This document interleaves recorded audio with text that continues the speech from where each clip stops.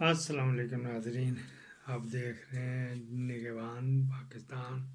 میں قربان عمران خان، یہ مین ہے، اس کے نیچے دو پیرالل رائٹ اور لیفٹ چینل چل رہے ہیں۔ ایک ہے خان میری جان یوٹیوب چینل، ایک dirty politics of Pakistan YouTube channel.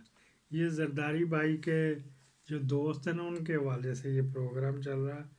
بلکہ آصف زرداری، فریال تالپور، بلاول بھٹو اور ان کے مبینہ فرنٹ مینز کا پورا ایک نیٹ ورک ایکسپوز ہونے والا تھا۔ ان شخصیات کے علاوہ اس اسکینڈل میں اومنی گروپ کا کردار مرکزی تھا، وہی اومنی گروپ جس نے زرداری دور میں غیر معمولی ترقی کی تھی۔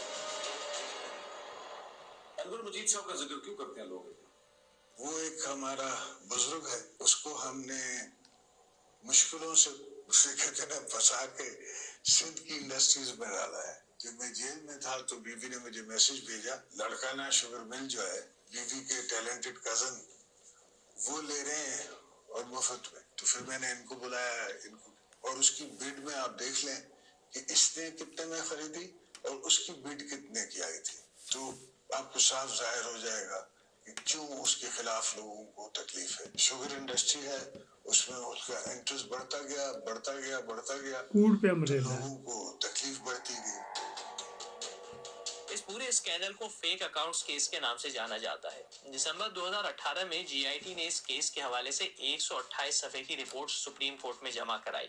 آج ہم آپ کو آسان لفظ میں اس رپورٹ کی سمری بتا کر یہ واضح کریں گے کہ زرداری سلطنت میں زرداری صاحب کا ذاتی طور پر کیا فائدہ ہو رہا ہے۔ رپورٹ میں انکشاف ہوا کہ پاکستان کے مختلف بینکس میں اومنی گروپ کے امپلائیز نے 32 فیک اکاؤنٹس کھولے۔ یہ اکاؤنٹ 8 رینڈم لوگوں کے نام پر کھولے گئے جن کو معلوم ہی نہیں تھا کہ ان کے نام پر اکاؤنٹ کھولے جا رہے ہیں۔ ان میں کراچی میں فالودہ بیچنے والا عبدالقادر اور اومنی گروپ کا آفس بوائے محمد عمیر بھی شامل تھا۔ اور تو اور سینیٹری ورکر اقبال ارائی کے نام پر بھی بینک اکاؤنٹس کھولے گئے جو اس وقت وفات پا چکے تھے۔ ان فیک اکاؤنٹس میں 13,000 سے زیادہ ٹرانزیکشنز ہوئی جس کا ٹرن اوور 42 ارب روپے سے زیادہ تھا۔ اب سوال یہ ہے کہ ان اکاؤنٹس، ٹرانزیکشنز اور پیسوں کی لین دین میں عجیب کیا ہے؟ رپورٹ بتاتی ہے کہ ان اکاؤنٹس میں مختلف انٹرسٹ گروپس نے مبینہ طور پر رشوت کے پیسے جمع کروائے۔ ان گروپ میں سر فہرست نام بحریہ ٹاؤن کے ملک ریاض اور ان کے بیٹے کا ہے۔ جس وقت ملک ریاض بحریہ ٹاؤن کراچی اور بحریہ آئیکن ٹاور کے لیے سسپیشیس طریقے سے سرکاری اراضی حاصل کر رہے تھے، اسی عرصے میں انہوں نے زرداری سے منسلک فیک اکاؤنٹس میں 11 ارب روپے ٹرانسفر کیے۔ اب آپ کے ذہن میں یقیناً یہ سوال آ رہا ہوگا کہ فیک اکاؤنٹس میں آنے والے اربوں روپے آخر میں استعمال کس نے کیے؟ اس کے بارے میں بھی رپورٹ بتاتی ہے۔ رپورٹ میں بتایا گیا کہ زرداری فیملی کے کئی ایکسپنسز انہی فیک اکاؤنٹس کے ذریعے پورے کیے گئے۔ اس میں بلاول ہاؤس کراچی کے یوٹیلیٹی بلز، فریال تارپور کے گھر کی کنسٹرکشن، زرداری صاحب کو گفٹ ہونے والی 3 لگژری کارز کی ڈیوٹی، زرداری صاحب کی ہیلی کاپٹر ٹرپس کے اخراجات اور زرداری فیملی کی ٹکٹ شامل ہیں۔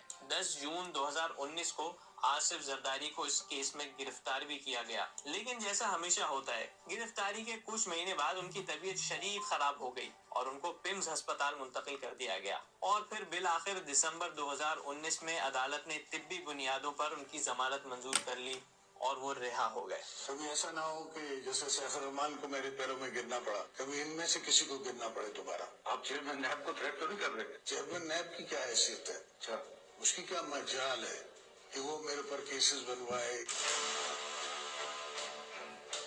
فیک اکاؤنٹس تو خیر وہ کیس ہے جس کو میڈیا نے کوریج دی۔ زرداری صاحب کی ایسی کئی خاموش کارروائیاں ہیں جس کی خبر باہر آ ہی نہیں پاتی، لیکن ہمارا تو کام ہی ایسی چھپی ہوئی خبروں کی کھوج لگا کر آپ کے سامنے لانا ہے۔ یہ آپ کے سامنے سندھ کابینہ کے 2 اور 4 مئی کے اجلاس کے منٹس ہیں۔ اس میں کابینہ نے 3 شوگر ملز کو ملنے والے سرکاری قرضوں کو ری اسٹرکچر کرنے کی منظوری دی ہے۔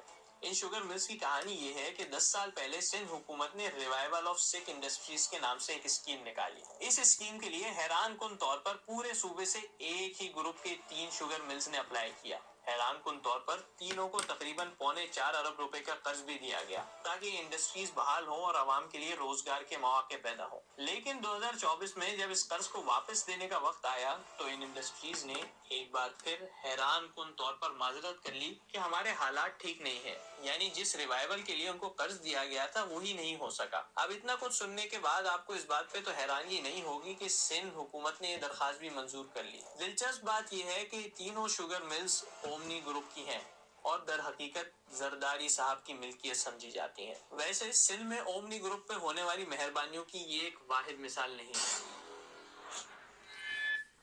اب یہ دیکھیں سندھ بینک کا بیڑا گرک کنہوں نے کیا؟ خواجہ انور مجید زرداری نے دیکھا میرے بیٹے کے اوپر کو مصیبت آنے والی ہے، صدقہ دیتے جو صدقے کے پیسے بلاول کے بکروں کے صدقے کے پیسے بھی خواجہ صاحب کے اکاؤنٹ سے گئے ہوئے ہیں۔ پاکستان زندہ باد۔